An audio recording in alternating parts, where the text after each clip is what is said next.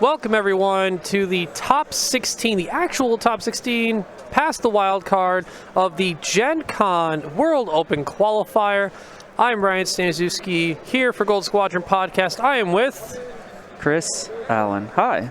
You said my name last time. You're throwing me off now. I got to keep throwing you off curveballs. kilter, okay? What? You're more awake now, Yeah, significantly more awake now, so that's good. So we're starting this this a little bit earlier in the timer because we do have to keep on a very tight schedule. We had let the players on stream know that we were starting the clock as soon as the first ship went down for deployment. They've been made aware of it, so they're deploying their ships. But it does give us a little more time to talk about something we don't get to talk about a lot. It's the turn 0. Chris, would you? I think we talked about this a little before. Both players opting for debris clouds. Do you think that's a boon for both lists? Maybe a questionable decision by any chance? I don't think it's a questionable decision for either of them. I think if both players knew the matchup going into it, I think Crispy would probably not want debris, but... Well, maybe just for their list exclusively. Right, that's what I'm saying. So it makes a lot of sense for both of them. I think what I'm getting at is Nathan is happier that everyone has debris than Crispy is, but not by some huge crazy margin. It's just like, oh, it makes Seventh Sister a little scarier, or removes some options that you wouldn't otherwise have lost in other matchups. That you're hitting this kind of weird, not weird, but edge case tech upgrade that is about to be a lot more popular after this weekend than it was before. But yep. Yeah, if you haven't, and we can actually bring that up as we talk about Nathan Eide's list. The Captain Faroff in Nathan Eide's list, that's rocking that Seventh Sister crew. Chris, maybe you could dive into why Seventh Sister can be such a power piece right now. Yeah, so there's a lot of things that stress you, as it turns out. Debris aside, there's Scorch can self-stress himself. You can get stressed from range 0 overlaps. There's any advanced maneuvers. Your own chaff. I mean, well, chaff's not your friend for anyone, actually. rules for that too. But, right, there's a lot of stress going around, and Seventh Sister makes that stress I'm gonna try that again. Makes that stress outrageously punishing. It turns out almost everything would rather be stressed than tractored. So, yep. Or jammed. Yes, and especially option. There's a lot of Scorch, and you can tractor Scorch mid-attack.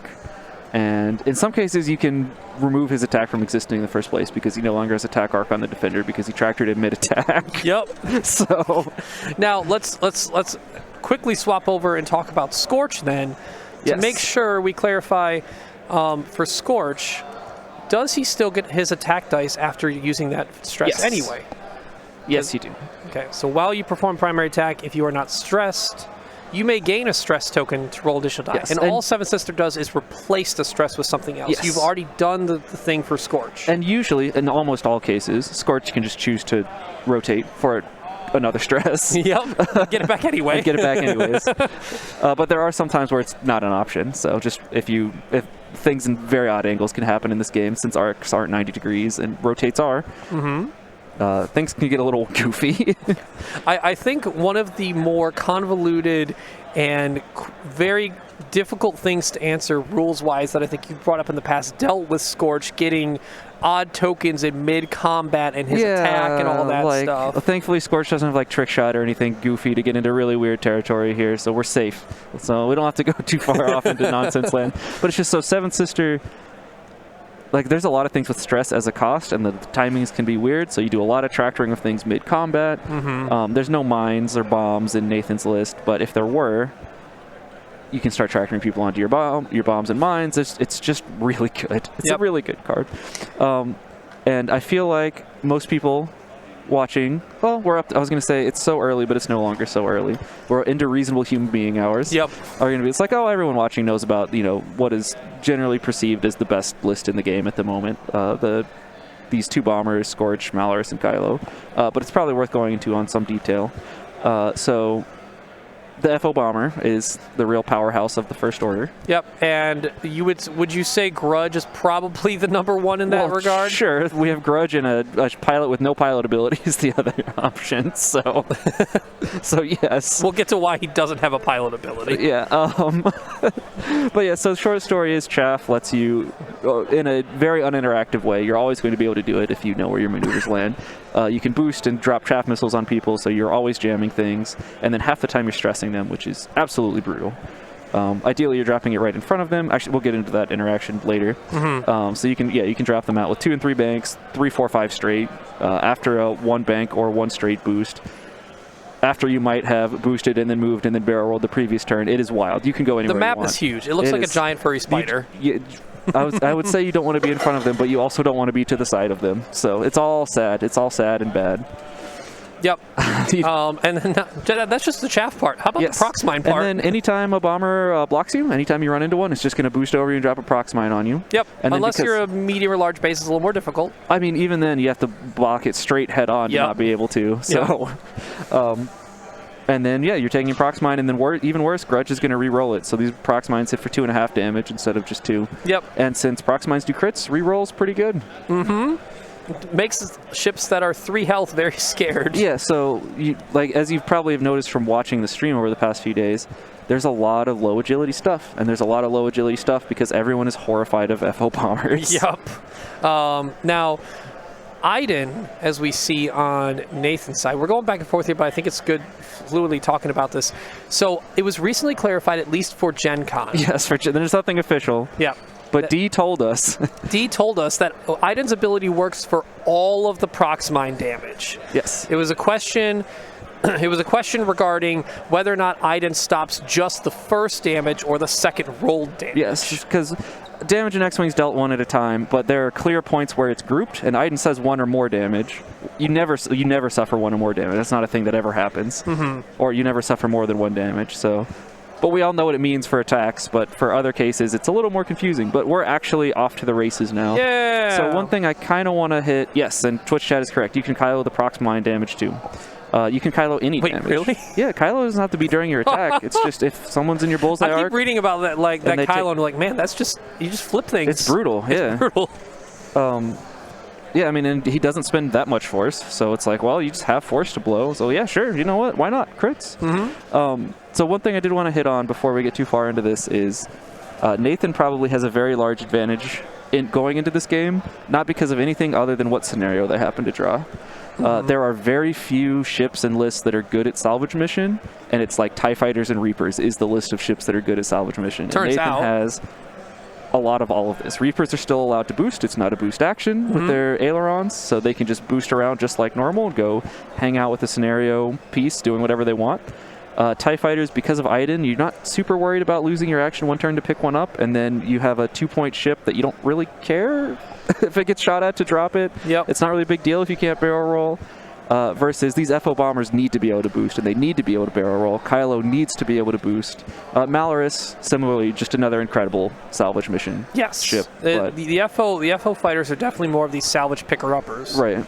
Because they don't really reposition much, but would like to if they can. Yeah, but I mean, the nice thing about I'm going to pull Malarus up, because oddly, despite its absolutely outrageous, the level of dominance that First Order has over every other faction in the game right now is... It makes vultures look bad when they were walking over everything. Sad, Roger, Roger. Something like, Wait, so really the win rates are that high? Because I remember back in the day when those there's not a whole lot of games, but yeah, these FO bombers have something like a 70% win rate. Oh! And it's higher in cuts. Oh. It is crazy. Because a lot of times you'll see high win rates in the Swiss, but it won't turn out in cut. Yeah, it's the opposite here. Granted, there are not a lot of cut games, so, you know, there's some... You know, you're looking at like a couple dozen games maybe. So there's a lot of player influence on that. There's a lot of influences on it. But it's just, you know, as a note, everyone's terrified of First Order for a reason.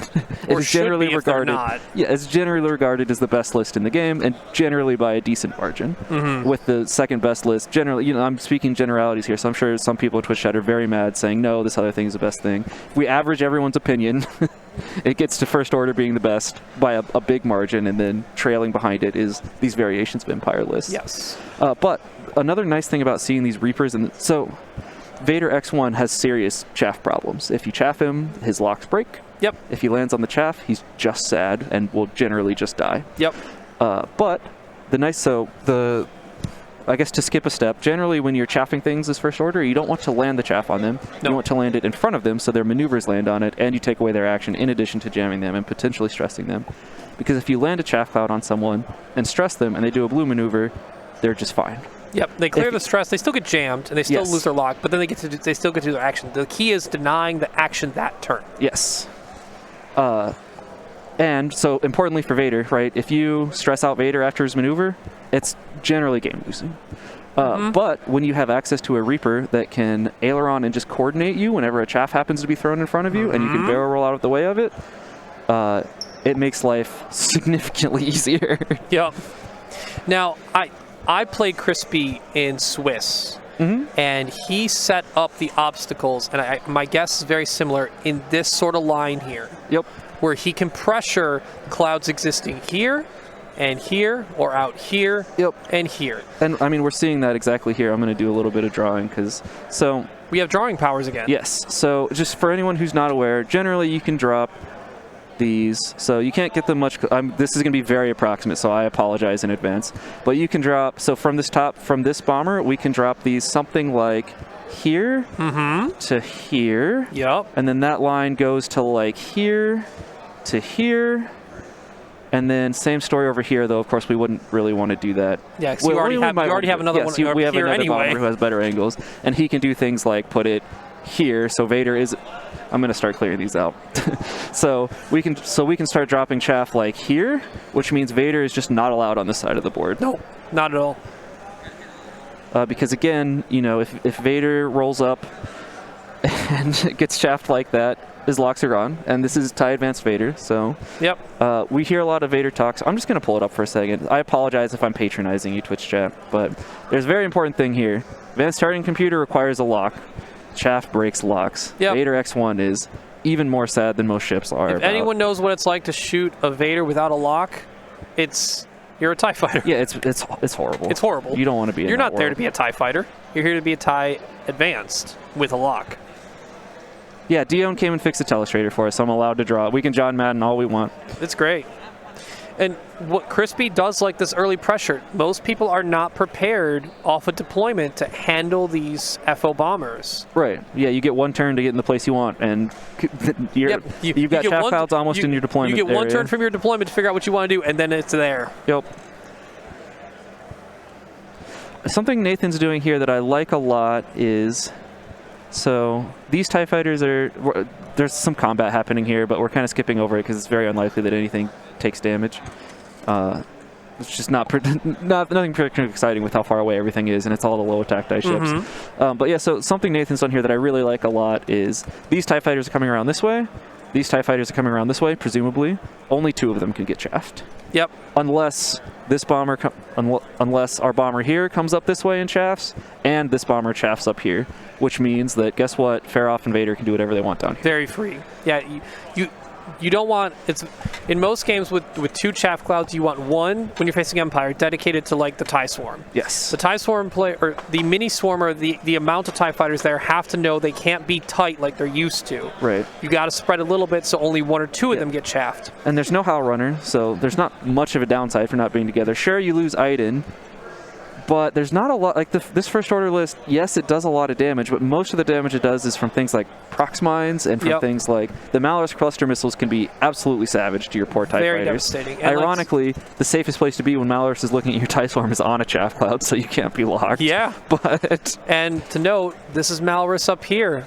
looking at the side of the board with all the TIE fighters. There are many a games where I've had a Malorus just look at a TIE Sworn, pick 2 Jingoists up in a turn because it's like, oh, you know, they spent tokens from some other thing, they barrel rolled to be a little harder to proxmine next turn or whatever. Or and scenario action. And you just pick 2 of their Jingoists up off the table. Well, both their Jingoists off the table and you go, here you go. These are mine now. These are now Thank dead. you. Thanks for the 4 points. Yep. It turns out, yeah, unlimited focus to hit conversion plus a lock on 1 shot is very good. Yeah.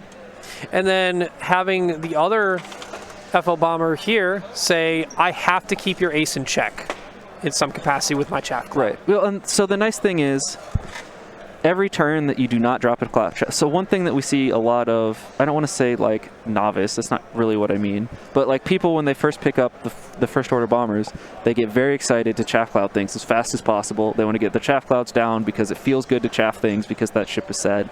But every turn that you keep your chaff cloud, like if let's this bomber, if he just 1 straights this turn and Vader doesn't just blind 5 straight, because let's put ourselves in Nathan's shoes for a second, right? What can we do here with our Vader? We can absolutely YOLO the 5 straight and just hope that we don't get chaffed. Yep, and not land on this rock.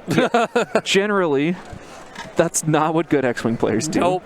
I mean, and we might end up far enough down the decision tree that that's the best decision we have, but we're definitely not there yet, right? But what does that mean? So let's say, so we go, okay, Nathan's a conservative player. He likes taking consistent, you know, good ways to win. He's not like I don't know what the word is, but he's not like a high stakes, you know, adrenaline rush, I'm just here for a good time person. He's here to win. Yep. So what does that mean? Okay, he's probably not going to be taking outrageous risks with Vader sitting in front of an entire like FO swarm that could just kill him. Correct. If he shows up. So he's probably going to slow roll. Well, what does that mean with our bomber? It means we can just 1 straight and roll and hang out here. And all of a sudden, Vader's in the exact same prison the next turn, and he's stuck there. Yeah, he's stuck there forever until one of you commits, and you will absolutely happily keep whichever FO bomber that is out of the fight until Vader decides to be in the fight. Because just having this FO bomber 1 straight and roll, like this, Farroff's not killing you. True. All the damage is here that is scared of you because of the chaff cloud, and then the rest of it's up here, which is not even close enough to matter. Yeah, and so we see there's a couple variations of this Kylo we see running around. The other one that made the cut today, I think Brian... bring up that Kylo. Yep, I think Brian lost last round. I don't know what he was playing against. We were a little hectic this morning. Go through some of these real quick. We have Instinctive Aim. We have... real quick, we're chaffing things, so let's take a look. Yep, let's just clear this for now. Yep. Okay, so so bomber number 1 is choosing TIE Swarm. Yep. And then the actual template here is kind of interesting because you could just like 3 straight drop it right in front of them. Yep. You could 3 right bank it, something like this. Yep. I'm not entirely sure. You know, we don't know what the other bomber is going to do to know which one makes the most sense, but all the options are good. I think the 3 straight because of this, your objective. And because the farther you keep those other TIE fighters away from the middle of the board and make it more difficult for them to come and contribute. Yep. Nope, it is the 3 bank right. And yeah, this might just barely clip up here. I'm not even just barely. I think it'll be close. But we will definitely get these 2 TIE fighters if they choose to engage in any way. And we at least get Wampa. Poor Wampa. Wampa's had a bad day today. I know. Just a rough day. So I don't think that hit pink. It didn't hit look the like it. Okay.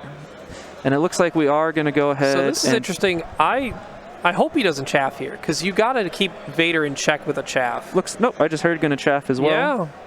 We might be turning everything into Farroff. Oh no, it's a 2. So I think I heard a 2 bank chaff. So we might just be deciding between 2 bank and 3 straight. I think Nathan is okay with this. If the chaff isn't going at Vader... Well, it depends on what Vader did, because again, both of these players are very good at this game. Yes. Unsurprisingly. So Nathan knows that he can't bring Vader in, or it's very sad, right? Which means that Crispy goes, well, okay, cool. I know that you're not going to bring Vader in because it's too scary. Mm-hmm. So I'm going to keep Farroff sad. So Farroff can't do anything or contribute. Yep. And Vader's not going to come in anyways. If Farroff gets stressed, you can't aileron now. Right. No stress. But really, I mean, Fairhoff's not aileron anyways because there's an obstacle there now anyways. Yep. So. No bueno. Okay. So we're going to start maneuvering over the chaff. Wampa. 3 bank fast. from Mr. Wampa. We will see how the Wampa time looks. I assume, well, we'll see. But 50-50 at a stress. There's our jam. No stress, but we are a TIE fighter that is jammed. We don't... Yeah, sorry. They're just walking through how chaff works just to double check everyone's on the same page. So it means Nathan does still get his action, can opt to barrel roll if he wants, or take a token to get rid of the jam, which a lot of people just sometimes say, whatever, I won't do it. But actually, with Kylo Whisper around... Yes, so I'm going to pull that up while they're thinking about it because, Kylo Whisper, there's an edge case to enhanced jamming suite that is, I guess, not read very often. So it's not that Kylo needs to be jammed, or you need to be jammed, or you need to not have green tokens if you're shooting him. It's if there's any jammed ship in the attack arc. So if something gets chaffed and it's kind of near Kylo and you're shooting at Kylo because that jammed ship is there, and oh, thank you for the extra agility. Very cool. It doesn't always have to be you not having green. Yes, though in this case, it looks like Wampa... I did not see what action he took. Was it to pick up a box? No. Oh, that would have been the middle box if he could reach it. Yeah, I guess he could reach it. I wasn't looking. I was on the other monitor. Away, unless it's not there anymore. So, okay, and here comes the attempted Vader. We are playing with fire here. Very nice. Okay. Oh, maybe not very nice. I couldn't tell. I think he's okay. We'll find out. Oh, he did land on it. Very sad. Is stress, so can't boost. Right, because this is the nice. This would have been a nice like double punish of Vader. So if Vader had gone fast, right, we could boost past him and prox mine him. But now we're stressed and there is no boost. But up here, this positioning is great because these TIE fighters presumably banked in, right? Yep. And we're just going to prox mine one. Correct. Which has a that must be grudge up there because they're initiative 2, so it's a 50-50 shot at just one-shotting the TIE fighter. Well, a little higher than 50-50. Yep, and with the loose formation and Iden being down here, you're not saving anyone around here. Yep. And Dread did not take damage because it's only crits on debris. Right? I don't think that's it's hit true. or crit. Yeah. Oh, it's crits can be crits. It's asteroids that I'm just trying to look at too many things. So that was Grudge? That was Dread. Dread. Right? Bottom, blue, Dread, yes. Okay.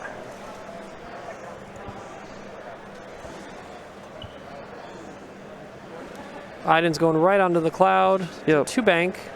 And will not get an action, period. Not a huge deal. That depends. Not good. How close is he to the real debris? That's fine. Yeah. I believe, I have faith in Iden to have not 2-banked his TIE Swarm onto the debris turn 1. Okay, no Nathan one's getting doesn't believe in clouds. stress. Yep. 5 forward. Okay. I don't know so if we'll this is see. pink or blue. I do not believe this is going to clear here, but it'll be close. It's worth checking. Yeah. Oh, never mind. Maybe Looks it does. Good. Getting past it. Yep. Now you're in the kind of awkward situation where it's like, well, I kind of have to barrel roll left in front of this. Oh, we can't barrel roll left because we're still going to get boosted on here, I think. It'll be close. So the nice thing about prox mines is you don't have to use your brain too much with bombers because if you straight boost, you drop the prox mine where you started. So you could probably right boost and prox mine, but you're also probably going off the board. Yes, so which is a problem. You might be able to one turn, but it might not be worth the risk. Nathan's poor TIE fighter missing a wing. Oh, yeah. Got Obi-Wan. And a 1 hard here. So he does call the... Yeah, so he called the 2-turn, attempted block the TIE Swarm with... Sorry, boost 2-turn. And I think one reason this FO swarm, these FO bombers do so well is unless you've played a bunch of stuff with advanced sensors or like Eides or like strikers, it can be hard to visualize where exactly they're going to be. Yep. So I think they especially prey on people that aren't familiar with that kind of pre-movement repositioning. And it makes it even harder to play. Not like it's it wouldn't be good if people knew how it worked. It's just one step even further beyond where you just have an even larger advantage. Yeah.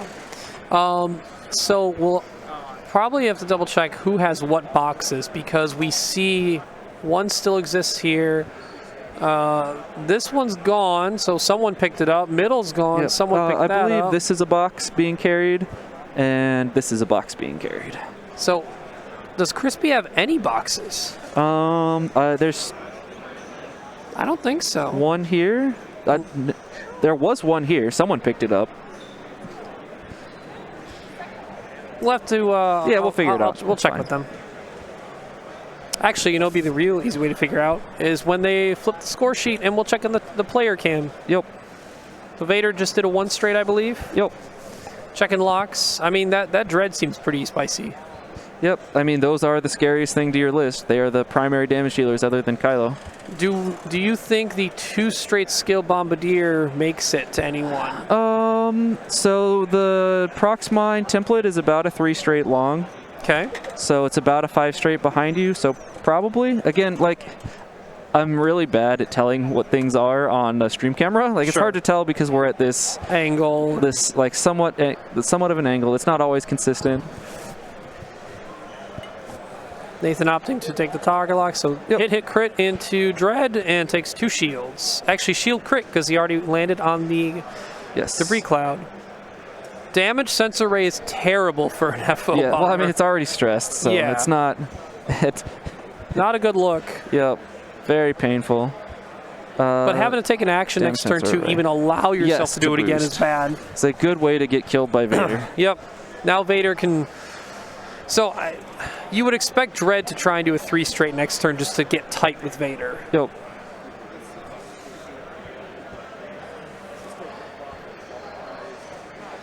This is...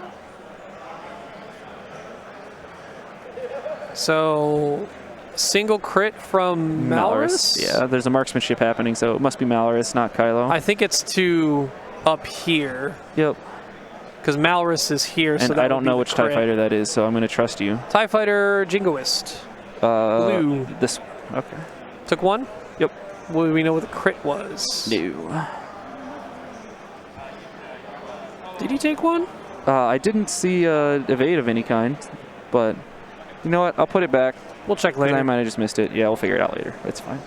So Kylo looking at bullseye options. So yeah, looking at shattering shot because the odd part is that Malorus you would think would cluster missiles, right? But the only cluster missile target was on a cloud itself. Yes, so and everyone else was past Malorus. So. Right. Yep. Oop. Oh. Don't want to touch that.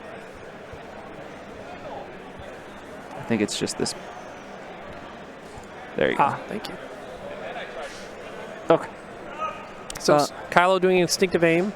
Yep. And so cool thing about let's hit Kylo again. Kylo's got so many upgrades. There's a lot of cards on Kylo that generally are not read for what they actually do. Shattering shot is not trick shot. Shattering shot is obstructed or if the defender's at range 0 of an obstacle. Yep. When you put obstacles on top of people, they're often at range 0 of obstacles, as it turns out. And Kylo might have the bullseye for his ability too. Yep. Oh, that's why the mouse isn't working, because you're using the telestrator. There we go.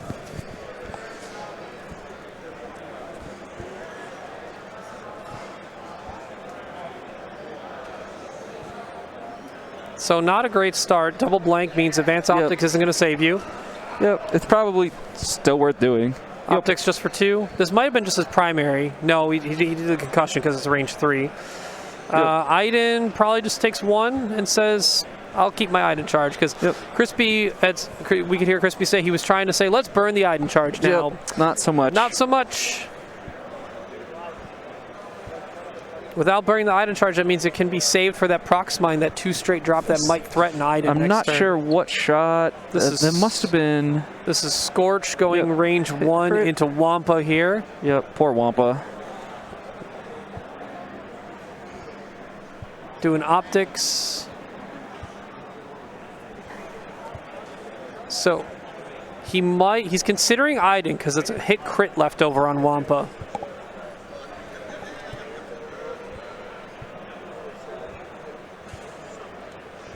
they're just talking about, yep, like you said, Eiden critical damage in boxes. Short story is, what makes you drop boxes is critical damage. Eiden prevents critical damage. So. Correct. Probably elusive first. All right, no, strong No. disagree. You just Eiden. Because you're looking at a 3 and 8 for elusive to be useful, Yeah. and you're still dropping a box. So it sounds like he used Eiden. Yep.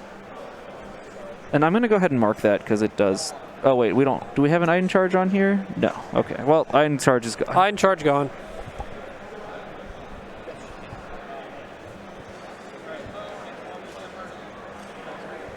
So Nathan taking a look at all his shots. Nathan's almost all of his ships are initiative 4. Not that. That's not true. Like half of them are. Yeah. So the order of operations matters quite a bit.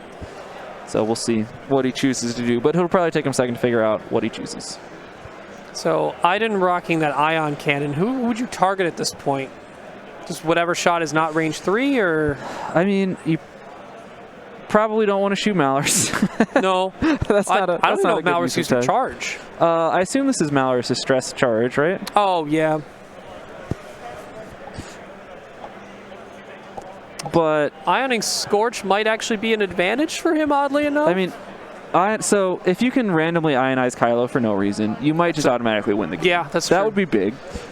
I don't know if we're at the point to be trying to play for outs like that. Yeah. But it is definitely an option.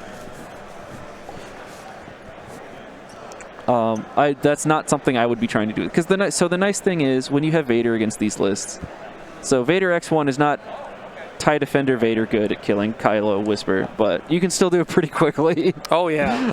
Vader's really good at holding on to that You focus, can too. kill Kylo in 2 shots if you want it bad enough. Yep.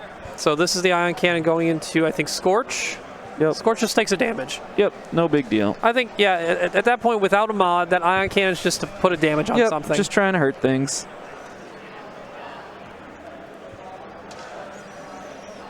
Fair off, maybe also into Scorch.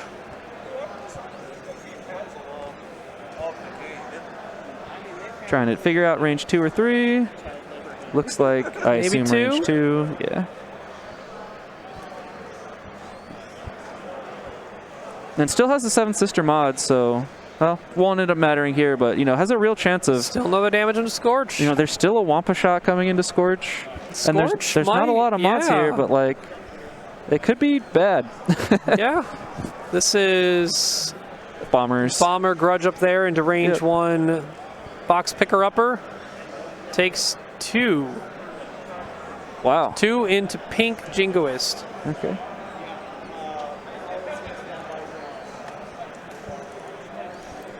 Yeah, Crispy and Nathan talking about how close it's been to knocking boxes off, but Nathan holding on tight. Yep. This was Wampa. Yep. And I mean, this is so it's easy to look at a game state like this and be like, man, Nathan just can't roll any damage. That's not what's happening here. No, What is happening here is all of Nathan's dice mods have been taken away. except Vader. Yes. All of his dice mods are gone except for Vader and Seven Sister, who are the furthest away from everything. And TIE fighters without defensive mods just melt. Yep. Even with 2-die primary shots, they Yep. just melt. And now we're going to start seeing proc spines this turn. Well, 1. Maybe 2. Oh yeah, free damage on Faroff. Sure. Do you bother? Maybe not, but he can. Dread's only on 3 health. May as well throw it down. Yep. That's true. Let's go to the players and double check and see what our score's looking like. 5 seems like a lot. Did Nathan really pick up all of them? I will go double check. Okay, that seems like a I'm not going to interrupt the game. I'm just going to go look at the Sure. I mean, I see tiny bugs. I think we should probably ask him to. does Nathan own all 5 markers? That's Don't what- ask him. Just check. Will's going to check for Yes. us. But there's tiny boxes. Wow. That's okay. There you go. Nathan has all 5.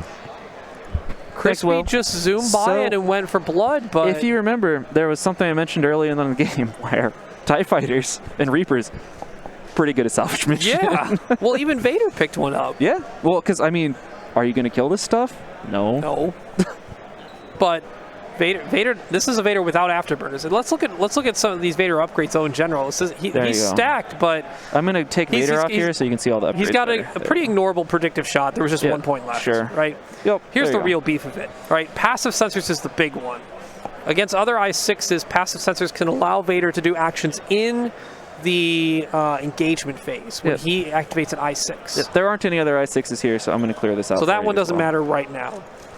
We have Pattern Analyzer, pretty much making X1 Vader very akin to a defender. Yes, every other turn you can take a red maneuver, and you can do the Vader action off of the Pattern Analyzer action, so you can do as many actions as you want. Yep. As long as you're willing to burn everything. Force. Yep. And then get a stress. And then you do a blue maneuver the next turn and do it all again. Yep. And then we have one I think that's been picked up a lot with Vader's Debris Gambit. Yep. I mean, unsurprising. Like the long-running joke in 2nd edition when it launched was, well, none of these... You know what? We need to go back to table cam. What's up? We weren't on table cam to show the cards. Oh, they weren't showing up. We're here now. Don't bring them back up. I got you. Yeah, like the funny thing was, so for the longest time in 2nd edition, it was like, oh, well, none of these Force users ever get talent slots, huh? Because Debris Gambit exists, but AMG ripped the Band-Aid off, so we're going to see. Quite the Band-Aid. We're going to see how it ends up. And so the funny thing is, so far it's been mostly fine, kind of surprisingly. I think we the haven't only one seen a that's bunch of Aether Sprites running around with it, for example. Yeah, I think the only ones that stand out to me are stuff like Juke on Vader Defender. Outmaneuver looked like a strong one on 7B Anakin, but it turns out if you just look at him, he doesn't get that. Yep. It's hard to look at him, but yeah. What season is it there? There's a full range between sweater to tank tops. So Gen Con does a very good job of keeping the convention cool inside. Yeah. But it's almost 100 degrees every day outside, so...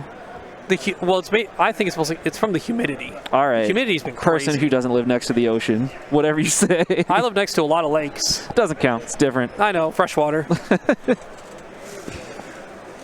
But yeah, so that's why you're seeing the wide range of outfits, because yeah, you step outside and it's like, I need to be, very loose clothing. So blah blah blah. If you're crispy, you just end of turn 2, you're looking at a 5-0 because of boxes. What do you do? What do you track down? Because like realistically, Pink's just out of here. Like I want to leave. I am free and clear. Well, but you're also at 1 hull, so this is a question of if we boost and prox mine this TIE fighter, I mean we can't tell from here if the 1 turn afterwards fits. But if you do it, you get 2 points for destroying the TIE fighter. You get effectively another point for denying the point from the TIE fighter scoring. So might be, if it works, it's definitely worth it. It's just a question of whether or not it fits, which we don't have information for. It doesn't look like it does. Gotcha. But yeah, I mean, so you got 2 ways to win the game from there. You're not going to kill Farroff. It's a waste of time to even try. Correct. Unless you really all in on everything. Well, especially when everything is looking this way. I guess I should be more clear. You can kill Farroff, not when your entire list is facing the wrong direction, though. Yes. And Farroff is worth 2 TIE fighters to kill. And turns out TIE fighters a lot easier to kill than Farroff. So it's like, you might as well... It seems like TIE fighter killing mode is the way to do it. And so like we were talking about earlier, like, oh, Vader X1 really weak to chaff. Vader X1 also really weak to blocking. Yes. And these TIE bombers are up there with the best blockers in the game. So even if you're not intending to prox mine him and kill him, it's just like, well, if we park our bomber, I don't know. So let's say we just knew that Nathan was going to bring Vader up here, which seems reasonable to go here or here, right? It's trivially easy to block out here, and we can put a. I'm going to do this again, right? So it's. You can just drop a prox. You can right boost, drop a prox mine here, so Vader doesn't want to go here. Well, and you can in the case if that bomber wasn't stressed. It is so stressed. So clarify, this is talking just in outside of the specific. Right. In this case, right, we know the bomber can only really go straight if it doesn't want to be stressed. Then you can just 3 bank and set up the block anyways and stay stressed. It's not a huge deal. We're kind of guessing he's doing a 3 straight to make sure Vader doesn't. I absolutely would be shocked if he doesn't 3 bank and just stay stressed. Really? Yeah. Okay.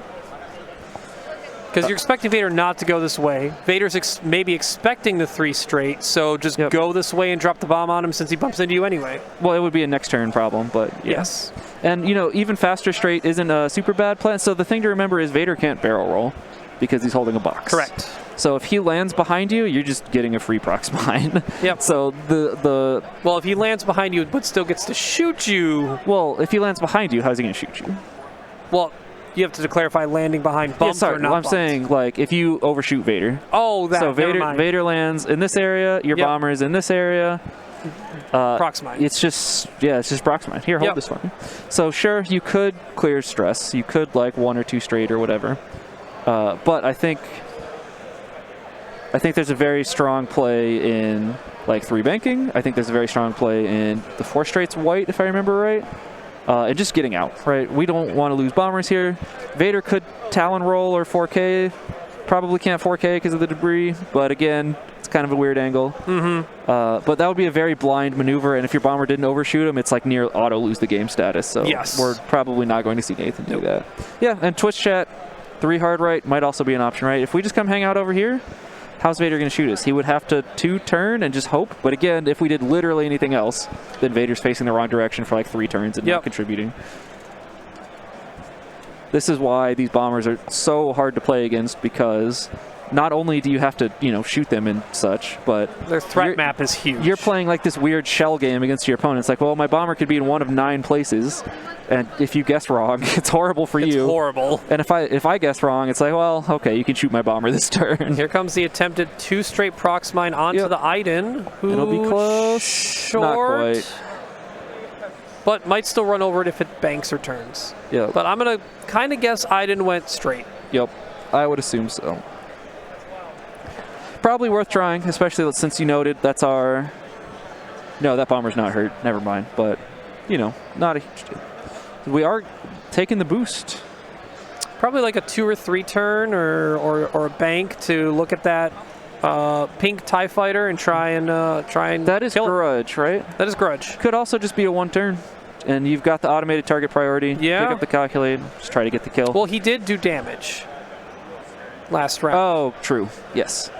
I forgot. That's where the 2 damage came from. What a king. I'm just used to Grudge never contributing. Grudge doesn't shoot. So that's something I've battled with when looking at this list is, do you like automated target priority or do you like delayed I hate fuses? it. I don't like, Well, it's 1 point left. Sure. Or do you go crack? So you use a crack shot. You have elusive, which is a common pick on Grudge. Yep. Yeah, so I don't like automated targeting priority. And I don't think it's bad. I just don't like it. Sure. Because I find a lot of times you're playing... Oh, prox drop. Thanks, Matt. I missed the Proximine on Faroff. Oh, so Faroff took 1, I believe, because it was a blank and an eye. No Grudge around. Yeah, so sorry, my brain is fried. What was I saying about... Oh, automated target priority. When you play against this stuff, you end up with just a lot of ships with 1 hull randomly, and it's like, I don't want to take the range 1 shot into Faroff. I want to take the range 2 shot into this TIE fighter with no mods and 1 health left. So we do see the 3 straight here. Again, unless Vader does a blind 4K and somehow magically doesn't hit the debris, you're not getting shot. Flips a damage sensor array. Very reasonable. No, sorry, takes a focus. It's very interesting because you look at that and Vader shouldn't be shooting you at all. Yeah, but we have the Faroff potential just 1 turn right behind you, right? Yeah. Which could just kill you, so makes sense. I am curious if we see, because if Vader trying a 3 bank over Kylo, I believe. Yeah, so the interesting thing now is if Vader does decide to go up here, he's kind of free. Vader has escaped bomb hell. Yep. Which would be really big for Nathan.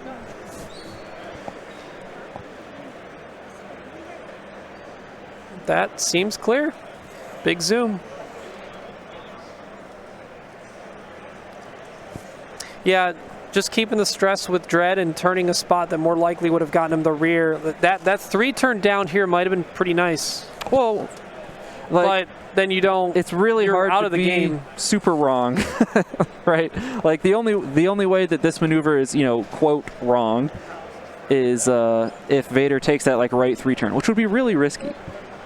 And I think Nathan has the reputation at this point as a person who doesn't take a lot of risks. He literally has a card in the list called Passive Sensors. Passive Nathan. Jesus. So, bonk. Yep. That's on the chaff cloud, I think. So, interesting. That could both be, that is an advantage and disadvantage. Obviously, Yes. You've been jammed. Yes, and but you now might Vader be cannot stressed. lock you. Correct. Vader cannot lock Scorch. Yes. That is a way to deny your opponent to lock you if you land on your own chaff.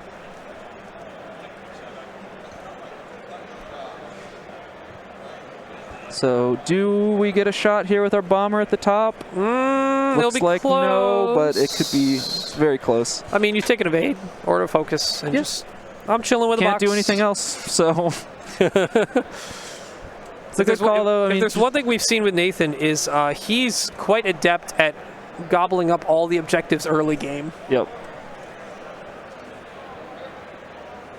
So it looks like Aiden's taking that 2 straight just over. Yep, just hopping. Yep. Not wanting to hit the Playing procs. leapfrog. The funny thing is this prox mine is now almost a liability to Crispy because as soon as Faroff is close to it, it's like, all right, anybody taking red actions? Anybody doing anything? Would you like to be tractored into your own prox mine? Yup, just Faroff just rushing in there. But to Crispy's credit, the prox mine is, if I'm remembering correctly, there's a lot of hands in the way. I believe it's overlapping a debris cloud by quite a bit. So there's not a lot of good options. But also to tractor Malrus onto isn't it. like, if you look at where the prox mine where Malrus is, that's like, Malrus probably can't go that way at all. Right. Planned on not to. Yep. Blue also just saying, you know what, I'll take the chaff cloud and you fine. can't lock me either with anything. Kylo might like that with obstruction and shattering. Kylo's probably thrilled. Malrus also taking a 2 straight. Good thing with blue is he is full, but a shattering shot. Yeah, Kylo is still dangerous. Kylo's about to be feasting on something this turn. Yeah, Kylo taking a 2 straight into, is that Eiden, I believe? Yeah, I guess we don't technically know if it bumps, but it probably will. So here's a potential risk for Crispy. They're not paying attention. This could be a tractored Kylo. If he does the stress focus, yeah. Yes. And it's very easy to... He's okay, says no need to red focus. Okay. Nathan's like, you sure? Oh man. Oh, man. So Vader takes the 1 bank. Where would you have tractored him if you had the option to? Probably... Just in front of Faroff? Well, probably, yeah. I think that's probably the right choice. Because it also forces him to rotate or hit the prox mine. So I really wonder why Crispy did the focus with Dread. There was really very low to little risk at all that Dread would have been shot at by Vader, like you said. So why not clear the damage sensor array unless he forgot he had damage sensor array? Well, he said he had damage sensor. It was definitely on purpose. Oh, so it's not like a mistake. It's just not like being able to boost that was their and preference. drop bombs seems... Yeah, I don't know. Oh, that's right. I mean, if you remember, there was a Reaper like here before, right? That could have just killed you. So that would be my guess for why. Yeah. So Vader kept out of the fight another turn. Want to shift it to turn 3. Uh-oh. I will shift it to turn. Whoops. We'll get there. There, we're good. Oh, lots of gifted subs from Kelania. Thank you very much. Oh, Keelania? Kelania? How do you say that? Kellyanna. Kellyanna. Thank you very much for the Very gifted cool. subs. How to pronounce things? So here's a question. Where are these boxes? Vader has one. Vader has a box. There's one here. Yep, we got one there. There. And I think blue has one here. And then there's one more on Eiden then? Okay, so this is Vader just did hit crit to something. Weapon. Oh, just the range 0 shot? Oh.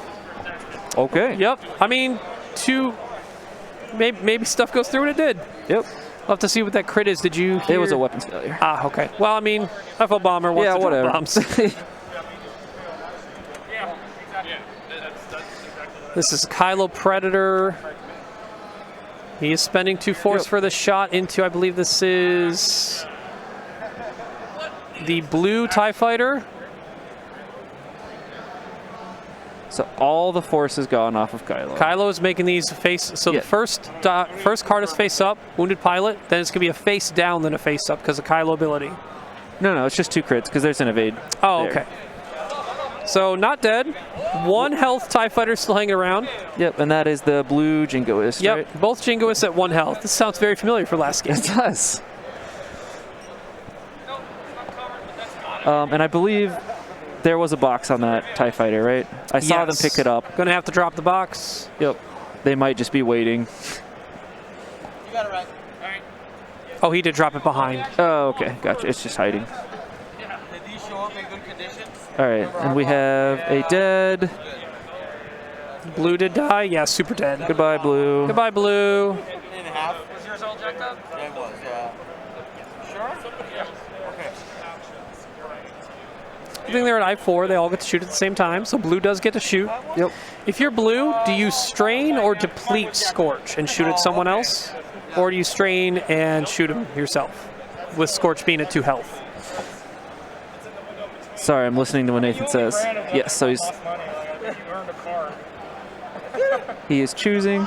I mean, I'm not sure. I would say, so Scorch is definitely doing a Blue maneuver because they're already stressed in their Scorch. Yep. So, you might as well strain to them. Scorch, obstructed, range 1. He's safe. All good.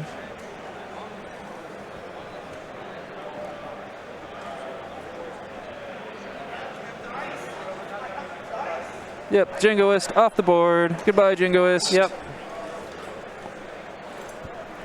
So Dread's range 0 into Vader, done nothing. Yep. I think the weapon failure Grudge got will make an forgotten, but attempt. whatever. Fair off is also a 3. So. Oh, yes. So Faroff could go at Malrus, I think only. Might have Scorch. Trying to reach to get that Scorch.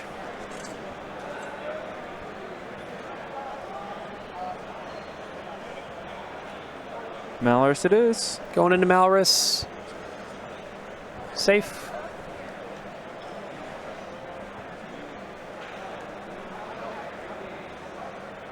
Yep. Nothing from Grudge. Are we going to get Wampin time into Dread? Might be. It might be. It might finally be Wampin time. We got Wampin time. Little Womp. That's a dead. Nope. Takes 1. Dread down to 1. That's a pretty good reason to have taken that focus, Yeah. by the way. There we go. That's an answer. Funny thing. Poor Wampa. Well, Proc's mine. Yeah. 1 turn. Safe. Yep. I mean, yeah, it's just like absolutely not contributing. But get that 1 point a turn. Is I mean, already I feel like I'm so contributing with a box. It's true. All right, let's go check our player cam to see if we get a good update on our score. Well, they haven't They're still updated this. picking. Yeah, they're still picking up jack clouds and stuff. Yep. So I think okay. They're cleaning up end phase stuff, and now they're doing our score update.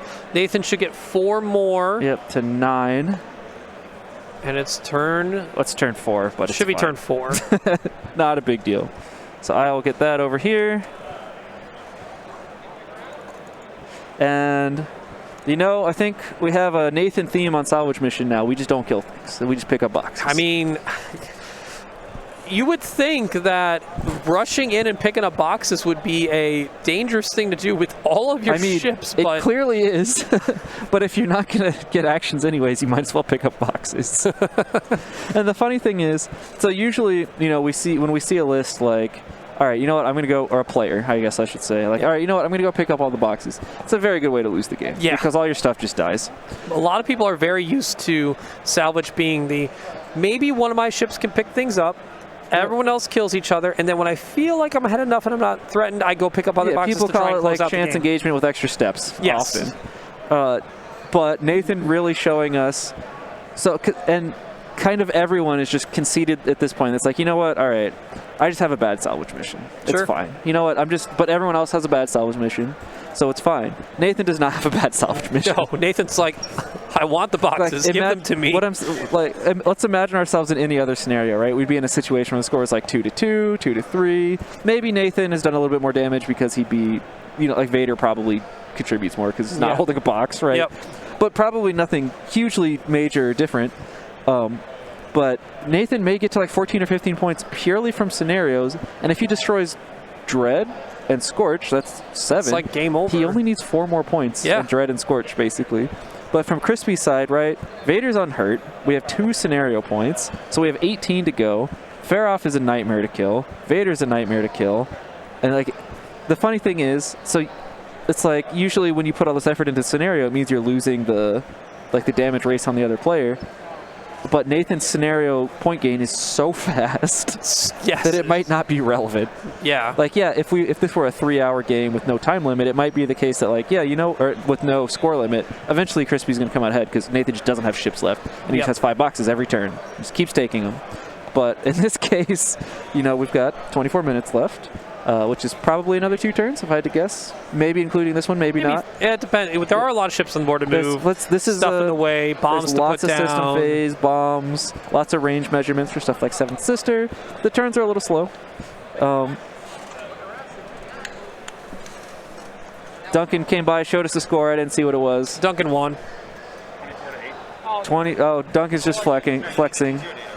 I gave him the Eye of the Tiger yesterday, and he hasn't given anyone else double-digit points in any game he's played since. Yep. Yeah, and a good point from Epionic. Yeah, so Crispy can start picking up boxes. There's one on the ground now to take. Yep. Except, do you do it with Scorch, who's already trying to kind of run away with and keep his health up, or do you do it with Malrus, even though Malrus is full and more defensive and probably the better holder? And there's a problem too, because every time you pick up boxes, it seriously hampers your offense because you don't have time to turn around and go shoot things, especially with a ship like Malrus that has good barrel roll options and then using the charge to still have offense. Yep. It's a big sacrifice to go pick it up, so you might just not have time. Yep, as we expected, the bomb drop with Dread and the 1 turn with Wampa, calling it. Taking the evade, saying, no Wampa now, but I'm going to live, hopefully. And since Wampa, I believe, still has Elusive active, is it better to have a focus with Elusive or an evade with Elusive? It's having Elusive is effectively just having 4 dice, which would make it the same. Okay. An evade makes you less likely to need to Elusive, so probably an evade is better. Okay. But realistically, I don't think that Wampa's getting shot. No. So it doesn't The weird matter. part is because, now we talked about earlier, Crispy went aggressive early. Yes. But Nathan just kind of flew past him with stuff. So now, like, Crispy's in this, wait, I have to turn around. Yep. And I can't, and I haven't been able to bomb the stuff I wanted to bomb. Right. It's like we bombed Faroff for 1, which the damage is not your fault, right? You don't get a vote there for how much damage it does. But, like, we didn't really want to bomb Faroff. It's just like it was there, so we did.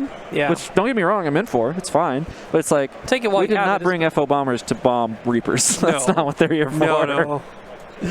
And, you know, this missed Eide by just the slightest amount. It was a great attempt. Yeah. Well, we talked about feel like you had to do it. Right. TIE Fighters, K-turn. Yep. Yeah, it turns out you're allowed to K-turn when you have Seven Sister, just not your opponent. Now we're starting to make a kill box around the ships who want to go for boxes. Yep. For Crispy and Kylo. And, you know, if these... And the thing is, Nathan is preventing Crispy from really turning around, period. What, other than a ship like Kylo that, you know, has access to boost. And a rear arc. Yeah, and well, right. But, you know, Malrus can't, like, sloop. Or, I mean, this turn they can. But in general, right, like, there's a Reaper problem here. Because anytime you take a stress, it's a potential tractor. And the Reaper's moving before you. So it's all very scary to do because you don't know if there's going to be a Reaper trying to tractor you. Yeah, we already saw Nathan hop over whole ships. Like through like 4 ships. Yeah, like the Aileron 3 bank. I'm here now. Yep. Looks like Kylo going to be on Vader blocking duty this turn. Yeah. And also probably gets a nice rear arc shot out of it. If you're Kylo, you already have the bullseye, so you're pretty free to focus rotate, or you jam Vader and say you don't get a lock. Well, so the problem is if you jam Vader and say you don't get a lock, that's not actually what happens, right? Because Vader can just focus and then spend a force for a lock. Yep. And, yeah. But a lot of people do that by default, so that's what you're seeing here, I think. Sure, but yeah, I got you. Vader doesn't have a lot of places to go anyway. Right. Unless he does this, like, sweet Talon roll that somehow lands behind Kylo that would call Kylo's move. Yep. Though at this point, it might be, you know, the prox mine was scary, but it's like, I don't know how much you really care. There's no follow-up onto Vader afterwards. Yeah. And Nathan has a pretty good game time sense. 3-turn or Talon, one of the two. It is like a turn. If that fits, this would be absolutely gargantuan for Nathan. Terrible for Scorch. Very, it'd be very sad for Scorch. Yeah, not rotating that arc. And fun fact, you know what else lets you tractor things? Panicked Pilot. Again, Yeah. we're not close enough to Seventh Sister, but I'm just reiterating this over and over again because I want there's a very large calculus that Crispy has to do every turn. It's like, okay, where is this Reaper going to be? Yep. Where can I be? Yep. And what happens if I just let this tractor happen? Yep. And Vader does plenty of crits. Vader does lots of crits. So, and I remember watching a game recently where someone was trying out that Seventh Sister crew. So, sorry, Nathan is talking to D, double checking he does the jam clear in the correct order. So he goes, okay, I'm going to focus, clear the jam, and then lock. Then lock, exactly. Yep. So, and another fun fact, you could even, are we good? We're good. We're back. Yeah, okay, so you can even passive sensors. Yep. Oh god, it's freaking out. Uh-oh. I think they can still hear us though, so I'm just going to keep talking while it does its best. So you could passive sensors and then take a calculate. Oh, it's exactly what Nathan's talking about right now. Passive sensors for a calculate. Yep. Which clears the jam. And then Vader action for a lock, and then Vader action for a focus. That's probably a waste of force, but you're technically allowed to do it. Oh, Nathan's taking the passive. He's doing the passive route. Yep. That's actually really cool. Yeah, I mean, this is something that we saw a lot with, what was it? There was an older meta reason for this with Vader. There was something that tossed out single jams, and he wanted focuses, not calculates. I don't remember what it was. It's been a long time. Second edition's been out for a long time. Yeah, it has, actually. So, what I was talking about is there was someone recently who I was watching a game, and sorry, Vader just calculated, right, off passive sensors. Did spent a force for a focus, spent a force for an evade, spent a force for a lock. That's one way to get it. Nathan wants no damage on that Vader. There will be no damage on my Vader, please. Because All right, anyway, Grievous took a panic pilot, was range 1 of the Seventh Sister, and just was a very sad time. Bye, Scorch. Bye, Scorch. I assume that's Well, he Scorch. said pretty much dead. Technically only took 1. Council Fire might still die. Oh, all right, so Scorch. Scorch down to 1 and has a Council Fire. With a Council Fire. Oh, wait, you just got rid of Malrus. No, Malrus, come back. Sorry, Malrus. I just clicked the title. Okay.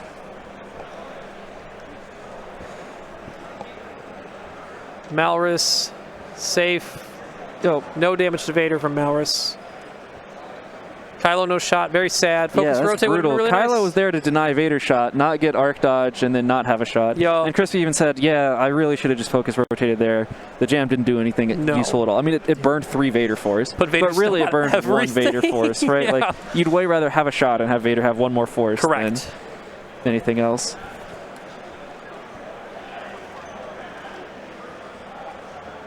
No damage into Kylo from 1 Jingoist.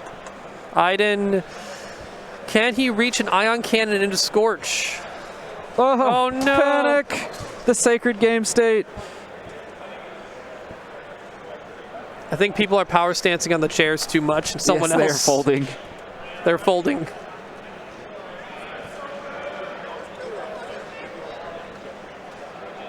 All right, so Eide reaching, likely a Malrus, trying to maybe see if he get Kylo or Dread. It looks like just Kylo there as well.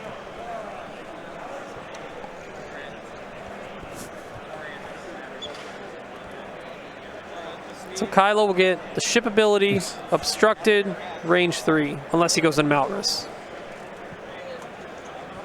Going into Malrus. Range 3, 1. Very safe. Cool.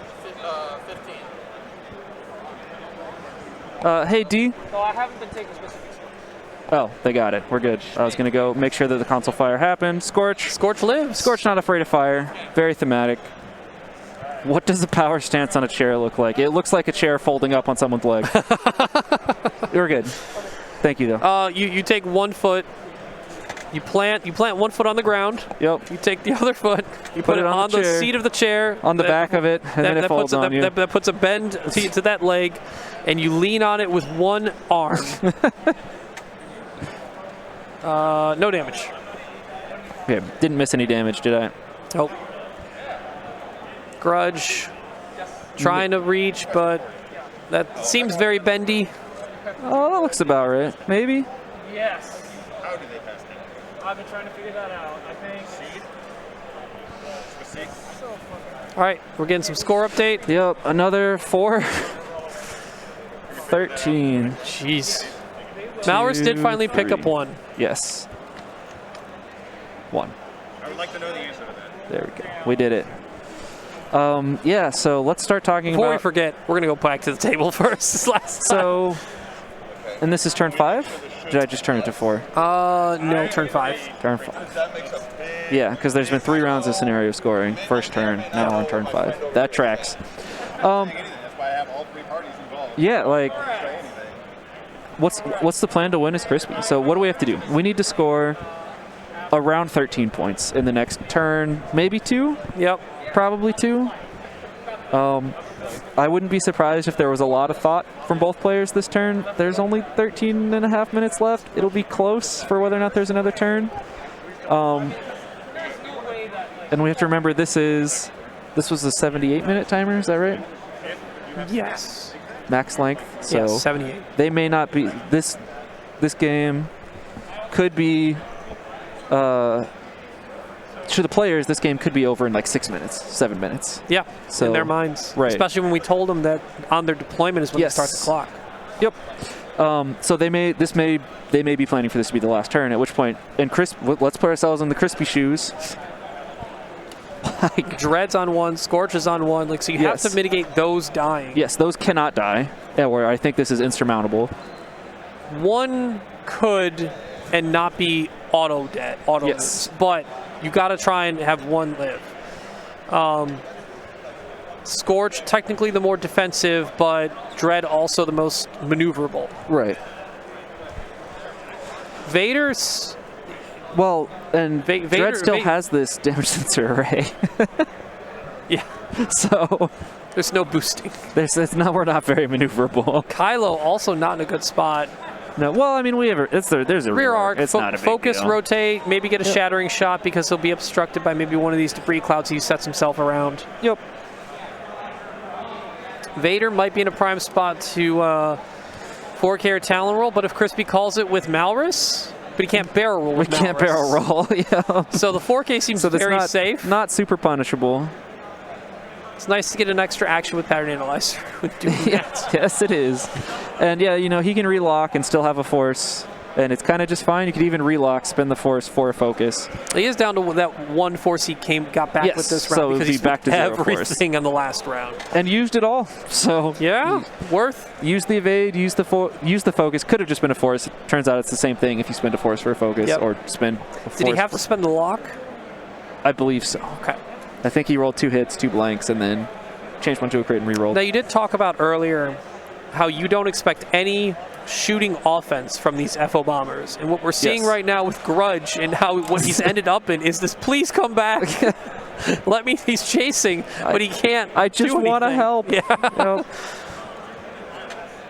Grudge boosting, just like, come back. Yeah, presumably, we won't see for a second, but presumably just going to 2-turn and just, please let me shoot things. Maybe 3-turn even. He's just trying to get in there fast enough to get back into bombing position, but he's just...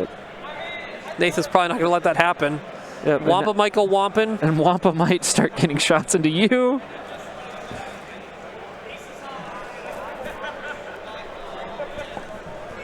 I think this might be... So, and not to say people autopilot, but like Crispy very used to his aggressive strategy working out for him. And it normally does. Like, people are not prepared for it. But Nathan clearly either the matchup or prioritizing the objectives. So I'm going to make a bold statement here. This matchup, I think, is, I don't want to say near unwinnable for Crispy, but damage sensor array gone. Yep. This is the absolute worst possible scenario that could have been drawn for them by a huge margin. Yep. Just absolutely horrific nightmare scenario. Which ironically, like, 75% of scenarios are good. They saw what scenarios played last time, which was assault. So now Nathan has a 1 in 3 chance to pull salvage, which is like, oh, this is a little scary, and happened to pull it. Yep. And turns out has a list that's really good at salvage. Yep, one of the very few, maybe even the only. TIE Fighters and Reapers. Yep. Any other platforms that's Strikers, but yeah, those are kind of meh right now. Right, they're very good at dying too. Yeah. Unless they're named Countdown. Countdown's good at dying slowly. True. Excels at dying, just slowly. Coordinating the evade. Coordinates and evade to Vader. Cool. 3 hard away for Scorch. Interesting. If Vader does the K turn, doesn't get to look at Scorch, but Vader could just one bank. Fixes the console fire. Fixes console fire. Probably a good choice. Hey, Because yeah, Scorch dies. it is a 3 out of 8, but yeah, if Scorch dies and Dread dies, it's over. Yep.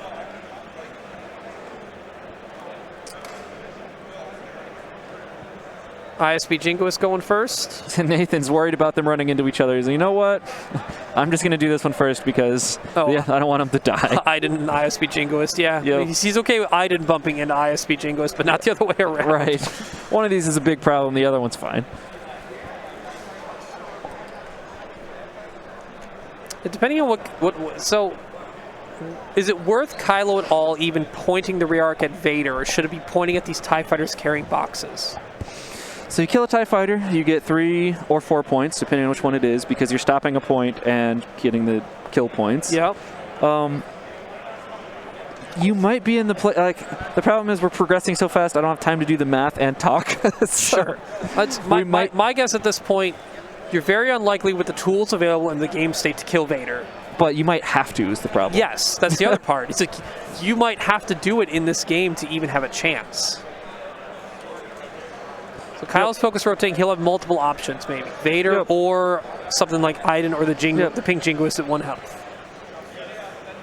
Oh, and Vader, if the coordinated evade makes me think that there's some red maneuver coming that Vader wouldn't have been able to just spend a force for whatever.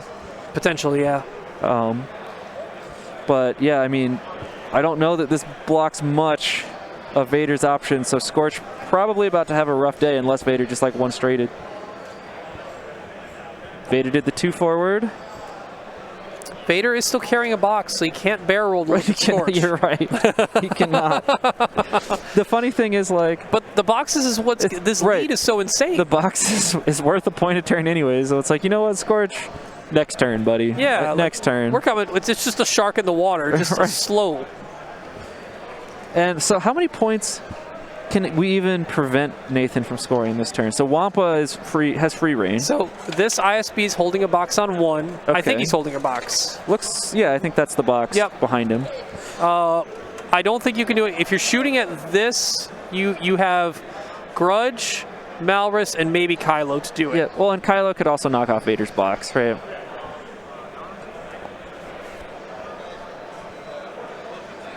So we'll see how this goes. So Kylo's going, or no, this is Malrus first into Iden. Iden doesn't have a box though, I thought? I don't believe so. So this is a very interesting choice. Yeah, and Iden's going to focus to not die. I mean, I think Crispy's just going for damage. You have to kill things. I don't think you get to be picky. Iden is the most expensive tie. Yep. So.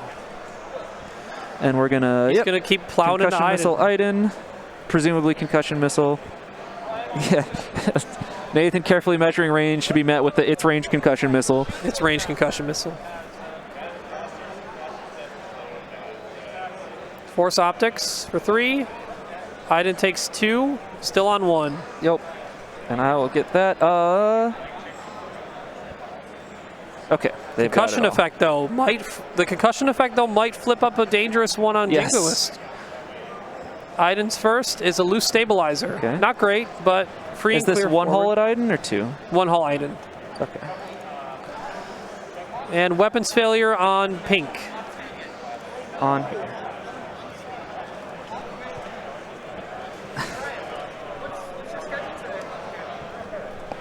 Crispy just hoping to get some flipped crits that would have done some double damage.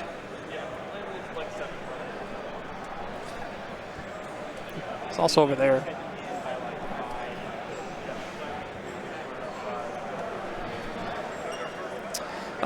Nathan shooting Malrus with one of the ties. Range 2, safe. Iden seeing if he can snipe a Scorch.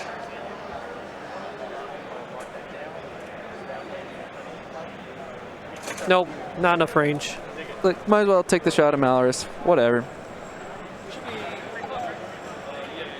Nathan making sure that the crit from the cannon doesn't knock a box off. That is correct. No, Nathan. No, you can't. I'm pretty sure Nathan knows that. I'm reasonably confident. 2. Yep. Mowers takes 1. One shield out on Mowers. Shield. Oh, 2-hole Eiden because he used elusive. Thank you.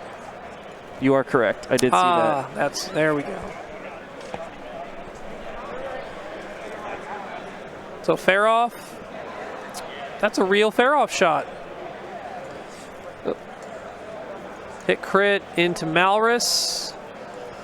Up, What's in the suspense. box? Weapons failure. No double damage really happening anywhere this game. Weapons failure. There's a lot of 1-hole ships left on the board. Yeah.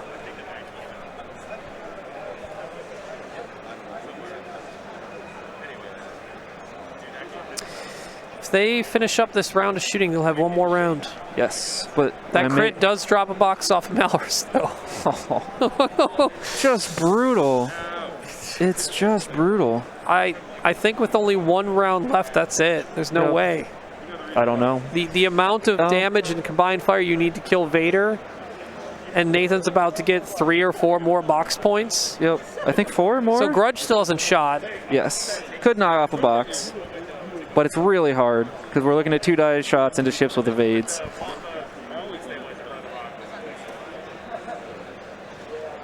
I think we have the chat contributing some faction breakdown of the cut. Rebels 2, Empire 6, Scum 2, Resistance 5, FO 4, Republic 2 hits. 2, CIS 1. End of the Jingo. Who makes it just fine with the evade token. With the evade token.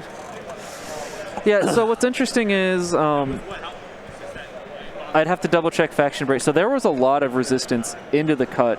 This is a surprising amount. But I don't know how well they've done in the cut. That's a womp. Is it Wompin' time? That's a womp. Crit into Grudge. Wompin' just a time. Shield. So 2 shields off? No, just 1. 1 shield. He rolled Grudge. 2 eyeballs and focused. Gotcha. Consider himself womped. Yeah, people looking at 1 CIS only also was really surprising to me too for how successful they were. Also not good for me because that wasn't me, and I was one of the Separatist players. I should have played Resistance like I started playing a long time ago. So 4 more points. God. For Nathan. Nathan has not killed. Has not destroyed a anything. ship. He's at 17 scenario points.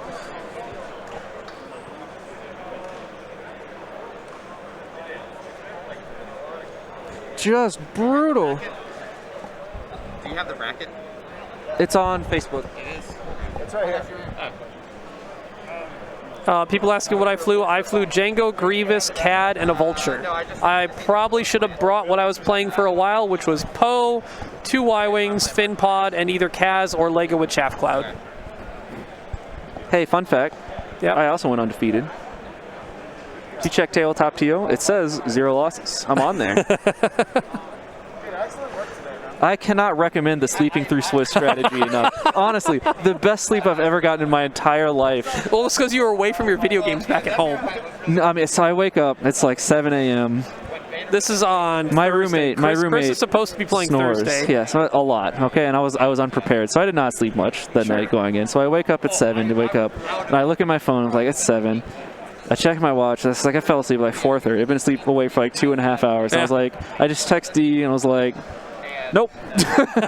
Rolled over and went back to bed. And we didn't hear from Chris until like lunchtime. Yeah, it was great. And then he said he was going to play Saturday. You know what happened? I went shopping. He didn't play Saturday. It was great. Dude, Gen Con's awesome. There's so much stuff to do. Gen Con is a great time. Okay. Sorry we're a little distracted. They're very the situation is compounded, unfortunately, at this point. Just tell them it's the last round. Yeah. They're being informed it's the last round. It's I don't know that it's possible for Crispy to win at this point, so he has to kill Vader and Faroff this turn. Both are killing boxes, so that would stop Nathan from hitting 20. Dread's pointing this way. Kylo's pointing this way. Grudge has a 2-die shot. I'm ready to see it. Crispy saying, I'm doing the math. I need to kill Iden, Jingo, one-shot Vader with Scorch. D as a judge is asking Crispy, can you mathematically even have a chance? It's Yes, asking him. because, and it's, to be fair, so that sounds rude without the context. does. We have a serious time pressure commitment. We do. Because we have to be done by 4. That's the handshake. Yeah, that's and it. that's it. A great game. I mean, just brutal salvage mission pull. That's just another display of Nathan's focus on objectives in salvage. Yep. He's a box machine. Do we need to get him his own little like box, Nathan box? Just Nathan faces. Yeah. He's not a miter anymore, so it's not weird. All right, let's go ahead and pay out those bets. Yep. Let's see. Where was the money? Thank you to ISO, Danko, Baffle, Trojan, Prophet, Shadow, Tycho, Spice, Raider, Lancer, Fallen, Row 6, 626, Chief, and J List, our Grand Admiral patrons. And all of our Gold Squadron patrons and community members, thank you for your support. Gold Squadron out.